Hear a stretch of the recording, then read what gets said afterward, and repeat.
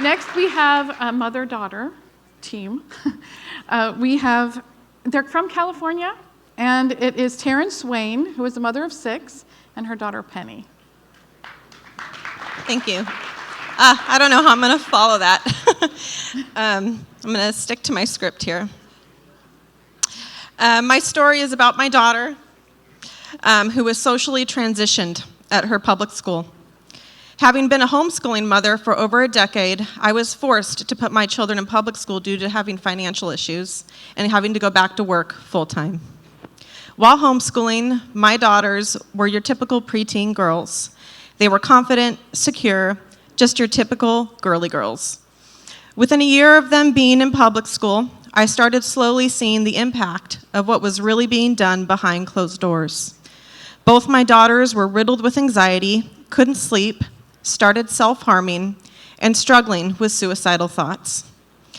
I particularly noticed my oldest daughter, Penny, doing different things like talking in a lower toned voice, dressing more masculine, wearing tight sports bras, wearing boys' boxers, and cutting her long hair off.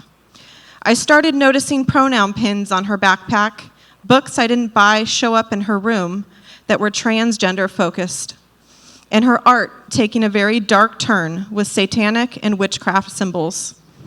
When I would inquire about these things, she would shut down and go quiet. She became very disconnected from me, and she would often tell me that I just didn't understand her anymore. This disconnect, I have now learned, is by design. I found myself going from having a close relationship with my daughter to watching her slowly pretend to be a boy and get dangerously depressed and completely shut off from me. After refusing to let her have transgender pride flags at my house or to affirm the transgender narrative, she chose to live full-time with her dad, who was affirming her. I felt I had lost my daughter. I prayed and was resolved to stand on the truth. After some time, and what I believe was a miracle, she wanted to start coming back to my house and also asked to homeschool again. Within months of her being out of the public school, her anxiety, self-harm, and depression started to slowly subside. And by the grace of God, this past year, she gave her life to Jesus.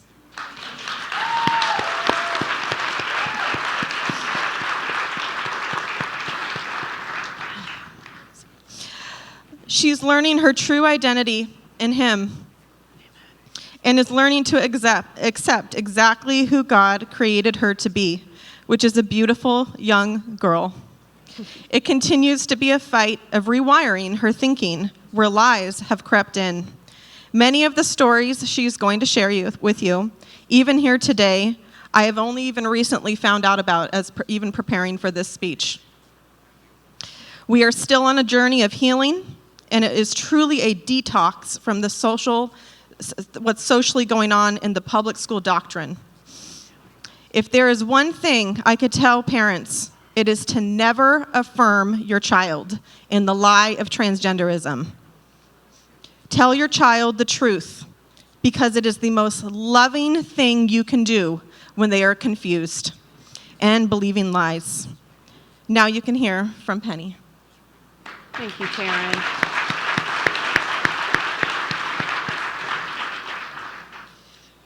My confusion about my gender and sexuality began my first day of middle school, 6th grade.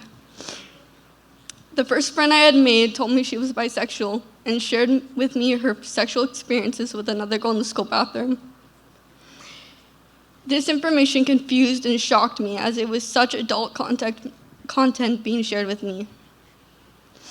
Later in another class, I was asked to fill out an About Me worksheet that asked my pronouns and a name I preferred, which again confused me because I had never heard such concepts until then. By the 7th grade, I had chose Penn as my preferred name and began binding my chest to appear flatter.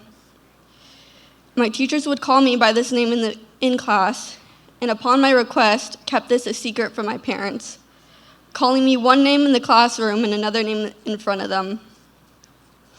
My teachers not only supported me in this, but they also encouraged it, going as far as recommending me gay pornographic books and taking the role as my affirming caretaker. In the 8th grade, I had fully identified as gender fluid, going back and forth through pronouns depending on the day.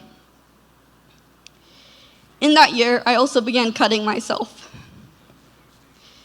leaning towards suicide as comfort, and would have seasons of depressive episodes. In the 9th grade, I had fully developed an anxiety disorder, making sleep an almost non-existent thing. And these tendencies were common among my friends, since we were all suffering the same things and would apply each other's coping mechanisms. All of this happened during the vulnerable stages of my parents' divorce, which made me a very easy target when searching for somewhere to belong. Entering 10th grade, I decided to switch to homeschooling due to my mental health declining significantly and me wanting to get better. As I spent more time at home, away from the heavy influences of school, teachers, and friends, my mental health slowly but surely began to improve. It wasn't until this year, though, my 11th grade year, I had met Jesus. I had began to get more involved in the church due to the solitude of homeschooling. I had not only found healing in the community that I had found, but I had realized how deep and dark the pit I was in. I'm still in work in progress, but I've never had such a better hope for the future than I do now.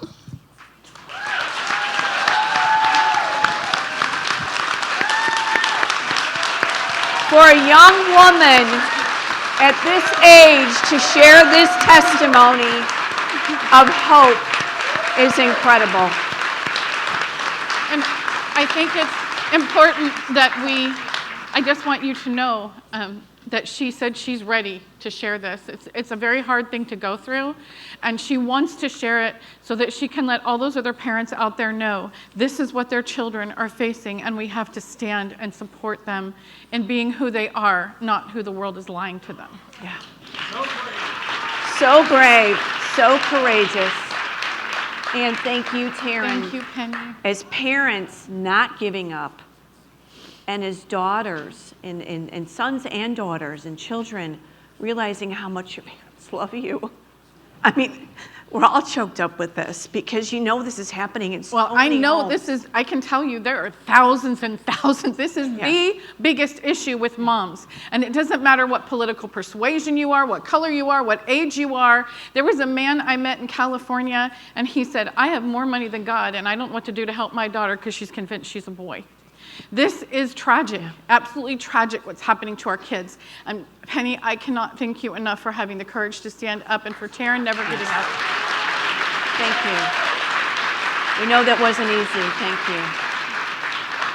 you. It's hard to imagine that in today's world, these are things that we have to be talking about. When I was in high school, this isn't what I was talking about. I never dealt with things like this. So this is where we are in today's America, another huge concern for moms. So thank you. We have Tarin and her daughter, Penny. Tarin's going to share a question for you, Senator.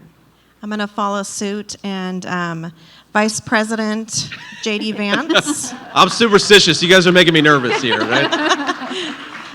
My story here today, the public school in our district socially transitioned my daughter. And so my question for you is, there is actually currently a lawsuit against the Conejo Valley Unified School District in Ventura County, California, where 3 of my other minor children still attend. The district is being sued for providing minors with inappropriate gender-affirming surveys and curriculum without the necessary parental notification. With President Trump recently mentioning abolishing the Department of Education, what specific actions will your administration take to uphold my 14th Amendment right to direct the upbringing, care, and education of my children? Wow. I'm so sorry this has happened to both of you. I can't believe that your own leadership has failed in this way. And I promise that when Donald Trump and I are back in office, you're going to have somebody who fights for you and fights for your right as parents. We want parents making these decisions, Yes. not anybody else. Yes. And I find with each of you, I want to know so much more about your stories than I know, and so much more than we have time for, of course. But I just think to take something that is so profound away from our moms and dads is such a violation of every right that exists. So the reason why we establish government is to protect our rights, not to destroy our rights. And it's such a big difference between the Democrats and the Republicans in this race. And ma'am, you mentioned education policy. I want to get into that. But let's be honest about something. One of the reasons why we have this incredible pressure. I mean, look, being a 14-year-old kid, being a 12-year-old kid, we know it's hard, right? Kids have all kinds of tough things going on when they're teenagers, when they're pre-teenagers. And I think, unfortunately, in the era of social media, sometimes we take normal adolescent insecurities and we tell, especially our young girls, well, that's not an insecurity, that's because something's wrong with you. And remember, we used to live in a country that recognized, no, there's nothing wrong with you. We just have to teach people how to be comfortable with themselves and to be comfortable with who they are. And the fact that we've gotten away from that, I think, is really profound, and it's very damaging. But we ask ourselves, why have we gotten away from it? And I think we have to ask ourselves, who's getting rich from what we're pushing down the throats of parents and children? And the answer is, there is $1 billion industry in cross-sex hormones, in gender transition, and I think that we have to go to the heart of the money and stop telling these pharmaceutical companies that they can make money by experimenting off of our children. It has to stop, and it will stop when Donald Trump is president. You actually answered the next question we were going to okay. do online, Sorry, okay. so we won't do that online question. Right. Sure. We're gonna okay. jump to- But just on education Yep. policy, ma'am, I want to say that we don't even realize how much of our tax dollars, how much money of the people in this room goes into funding very radical curriculum. And we ask, how have the schools gotten away from teaching reading, writing, arithmetic and towards the more, crazy stuff that we're seeing the schools teach? And the answer is, often we're paying for it. And what President Trump and I are going to do is make sure our tax dollars go to educating our children and not to indoctrinating them. Stop the flow of money, and that's how you stop this craziness.